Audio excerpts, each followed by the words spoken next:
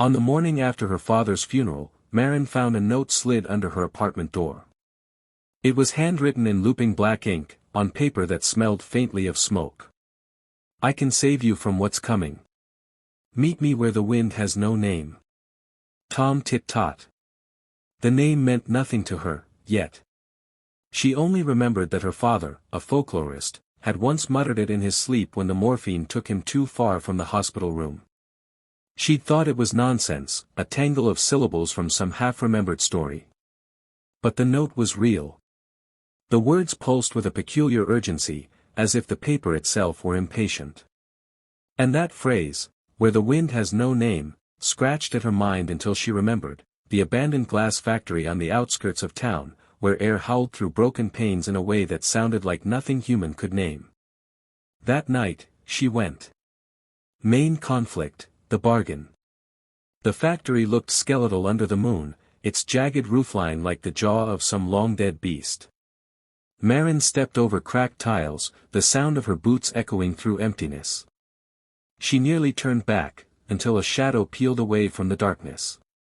He was shorter than she expected, wearing a coat too long for his frame, and a wide-brimmed hat that cast his face in obscurity. The only thing visible was a smile, sharp, white, and not entirely kind. You came, he said. Your father said you'd be clever enough to follow. I don't know who you are, Maren replied. Or what you mean about saving me. Of course you don't. But you've inherited something you don't understand. And that, dear girl, is dangerous. Her father's will had been simple, no debts, no property, just one locked wooden box she couldn't open. Tom Tit Tot reached into his coat and pulled out a spindle of dark wood, its tip gleaming like obsidian. Your father was in my debt, he said. A debt of, thread. Thread? Not just any thread. The kind spun from what you fear most. Maren almost laughed, until she saw what happened next. He tapped the spindle to the air, and a filament appeared, thin, shimmering, and trembling like a spider's web in a storm. It was cold where it hovered. That, he said, is the thread of your nightmares. Every human makes it in their sleep, though they never see it. Your father owed me 3 skeins. He gave me 2 before he died. That leaves 1. Yours. Maren's skin prickled. And what if I don't give it to you? His smile widened. Then something else comes for you. Something less polite. Rising tension, the loom of fear. That night, Maren dreamed of drowning. Not in water, but in glass, liquid and molten, swallowing her lungs with burning weight. She woke gasping, and at the edge of her bed was a single strand of thread, exactly like the one she'd seen in the factory. Over the next days, her dreams worsened. She saw her father, his mouth sewn shut with the same filament, reaching for her but unable to speak. She woke each time with more of the shimmering thread tangled in her sheets. Tom Tit Tot appeared whenever she tried to leave town, standing by the bus station, leaning against the post office, always smiling. You're making a fine skein, he'd say. Soon you'll have enough for me.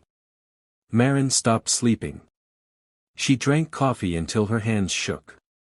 But the less she slept, the more the waking world began to twist, shadows darted in places with no light, whispers threaded themselves into the noise of the street. Finally, after 3 sleepless nights, she unlocked her father's wooden box with a hammer. Inside were reels of the same nightmare thread, neatly wound and labeled in her father's handwriting. 1 reel, paid. 2 reels, paid. 3rd reel, not yet taken. And beneath that, a torn scrap of paper with her father's scrawl, if he comes for you, don't spin. Cut. Twist 1, the thing behind him. When Tom Tit Tot arrived at her door the next night, Maren didn't open it. She spoke through the wood. My father told me not to spin. Your father told you many things, came the reply, most of them too late. Then the knocking stopped. She pressed her ear to the door and heard, nothing. No footsteps. No breathing. But in the silence, something else moved, a slithering, wet sound, as if something enormous were dragging itself along the hallway carpet. And a voice, deeper than Tom Tit Tot's, whispered, "We can take more than the thread." Maren froze. Her heart pounded so hard she thought it would betray her position. When she finally dared to look through the peephole, Tom Tit Tot was gone. But halfway down the hall was something hunched and faceless, its skin the color of smoke, its hands too many jointed. It turned toward her door. Desperation, the counterspin. Maren barricaded herself inside. The thing outside didn't leave, it simply waited, its breath a slow, rattling tide. When she slept, because she eventually had to, she dreamed not of drowning but of weaving. Her hands worked without her will, braiding her fear thread into something thicker, stronger. When she woke, she found she'd done it in reality. A length of the shimmering thread lay across her lap, but it was no longer fragile. It felt like steel wire, humming faintly in her fingers. If her father had told her to cut, maybe she could cut them. The next night, she went back to the glass factory.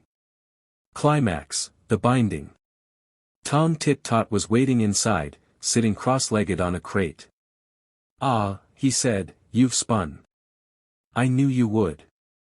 "You're not getting it," Maren said. He laughed. "Child, you don't keep nightmare thread. It eats you from inside until nothing's left. Then maybe I'll feed it to something else."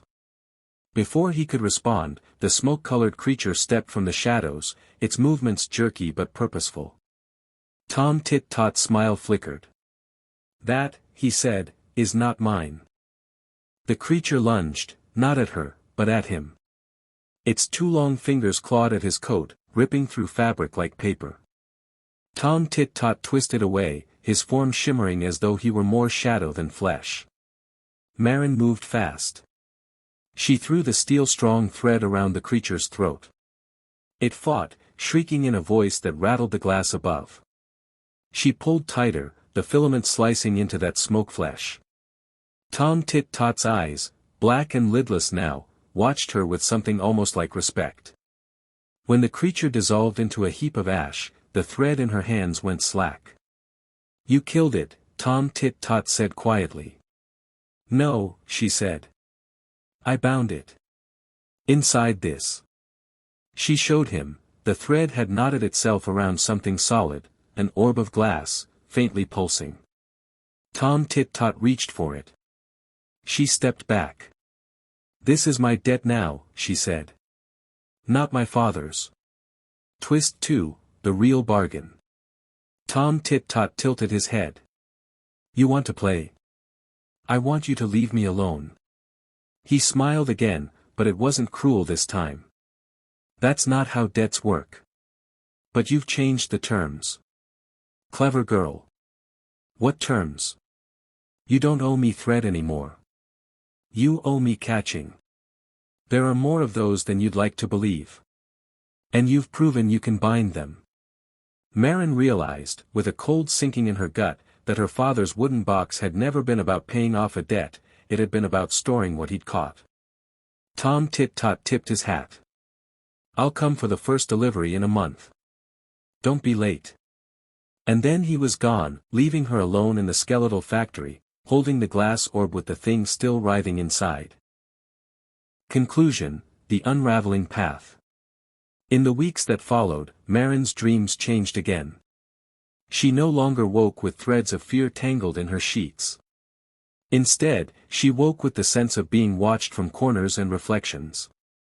She began seeing things, faces in puddles, movements in mirrors, that no one else seemed to notice. And sometimes, if she stared long enough, the shimmer of a filament would appear between them and her. She learned to weave in her sleep.